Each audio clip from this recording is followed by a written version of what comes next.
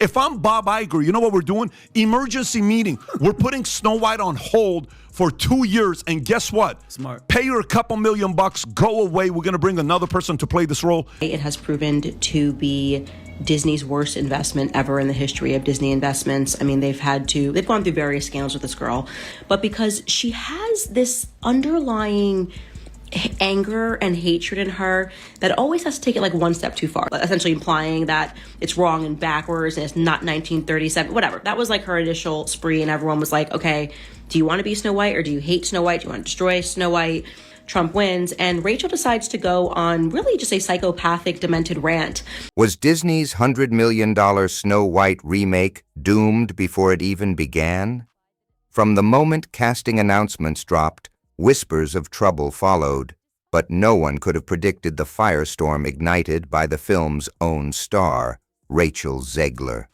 Imagine investing a fortune in a classic fairy tale, only to have your lead actress seemingly become its biggest critic, even its saboteur. This isn't just behind-the-scenes drama.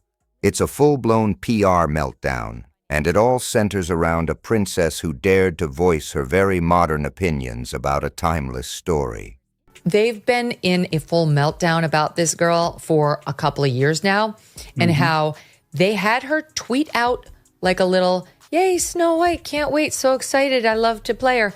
And she did it and got like millions of views, and they were like, "Good job, Rachel." And then she, like minutes later, followed it up with, "And never forget, free Palestine."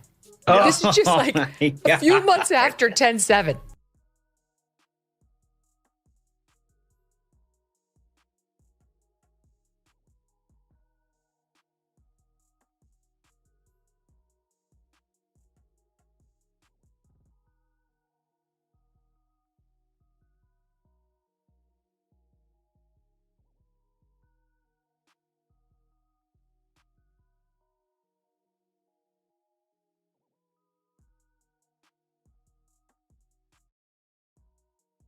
Rachel Zegler, handpicked to bring Snow White to life for a new generation, stepped into the role with undeniable talent and a fresh perspective.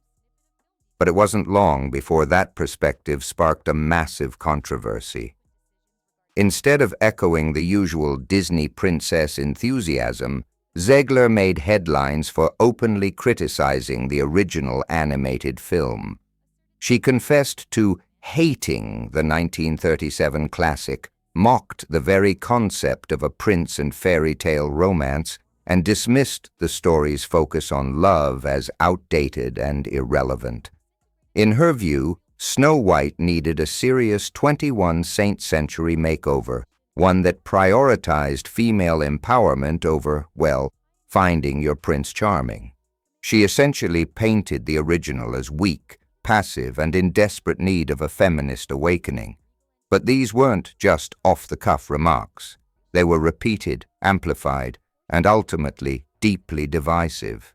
Don't alienate half of the country when you're putting out a product meant to appeal to all. It's the Michael Jordan Republicans buy sneakers too.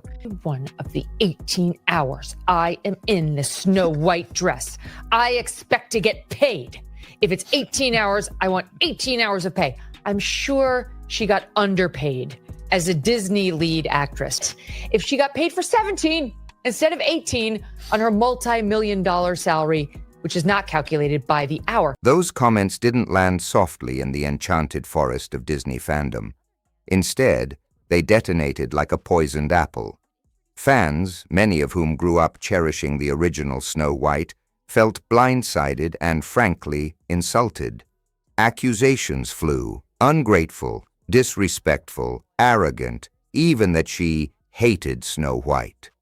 The internet erupted with outrage, with some viewers branding her comments as psychopathic and demented rants.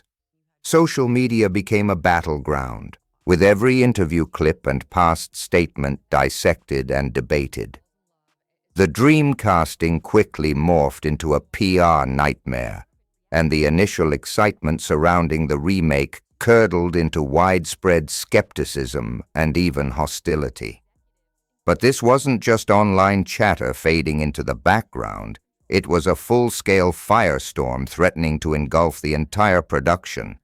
This weird feminist thing where her heroine cannot be in love or be saved by a man, the prince, that she's more focused on becoming the leader she was meant to be, as if women in modern day America must make that choice, be a leader as a female and fall in love and be rescued by a prince. Like, that's incongruous bullshit. That's only the left's version of what it means to be a strong woman or female empowerment. So, I mean, this woman has clicked every box. And just for cherry on top at the end, she gave an interview last week talking about how they were basically a bunch of white supremacists on the set of West Side Story. Behind closed doors at Disney, the reaction was likely nothing short of panic. Rumors began to circulate about emergency meetings. You can almost picture Bob Iger himself summoning his top brass, demanding answers and solutions. The unthinkable was whispered. Could they delay the release?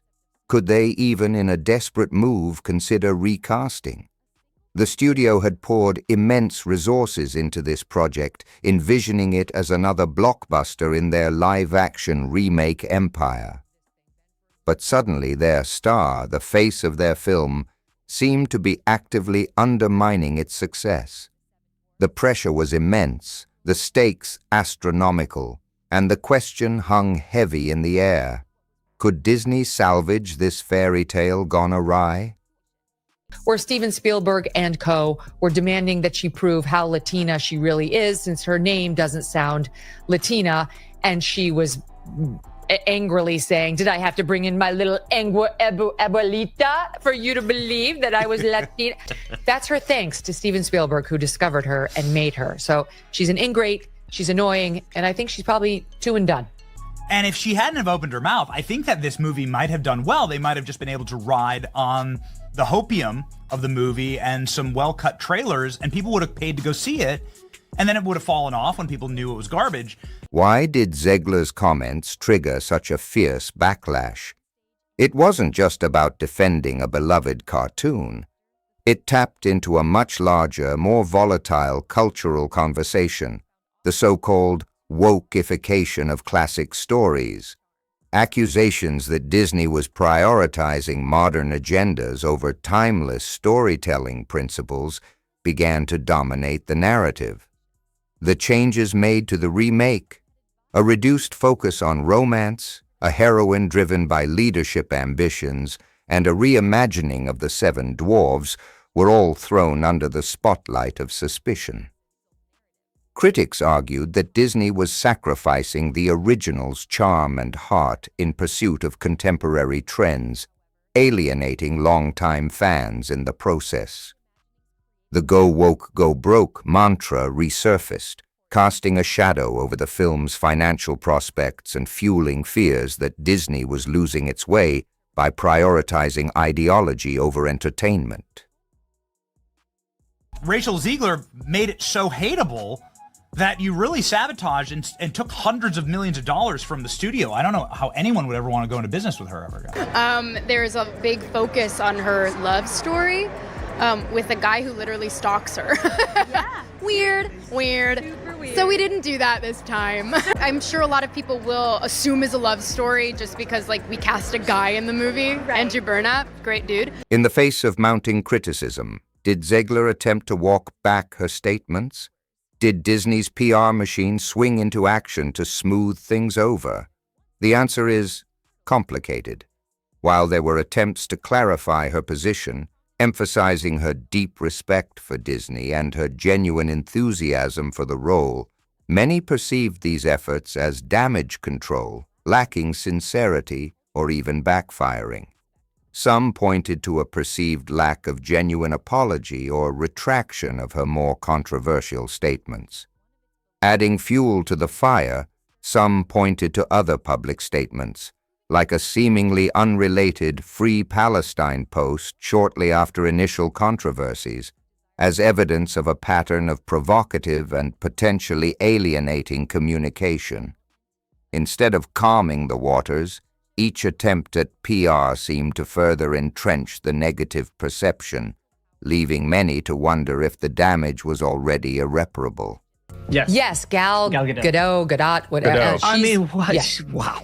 She's Jewish, and apparently this actually all hell broke loose. She's now bragging about the success of Snow White, which is a movie that's going to lose hundreds of millions of dollars, and mainly because of her, and because nobody wanted to support her. It's the old, it truly is go woke, go broke. Yeah, we had more dwarfs than we did viewers in most of these theaters. And as you know, there were no dwarfs other than some CGI weird generated version of them. Now the crucial question looms. Will this controversy translate into a box office disaster?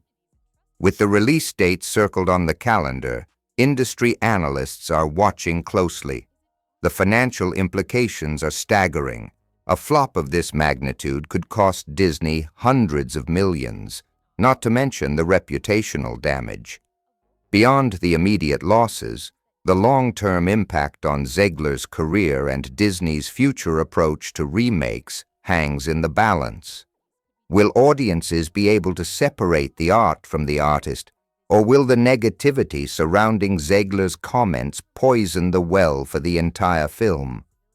The fate of this Snow White remake, once envisioned as a triumphant revival, now teeters precariously on the edge, a high-stakes gamble with potentially devastating consequences.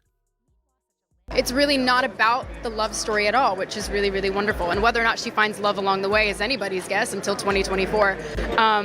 All of Andrew's scenes could get cut. Who knows? It's Hollywood, baby. But it's one of those things. So true, it's yeah. an inner journey that she goes on to find her true self. I was scared of the original cartoon. I think I watched it once and then I never picked it up again. Is this Snow White remake destined to be remembered as a cautionary tale?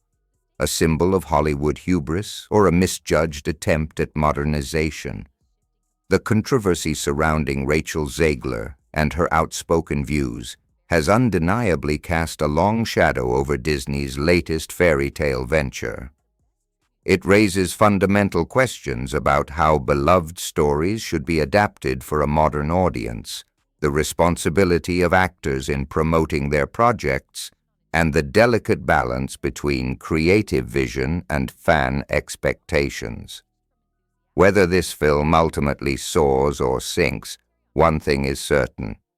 It has sparked a conversation that will resonate far beyond the box office, prompting us to consider the very future of fairy tales in an ever-evolving cultural landscape. And as the release date approaches, the world waits to see if this Snow White can overcome its real-world villains and find its own version of happily ever after, or if it's simply too late for a magic kiss to save this troubled production.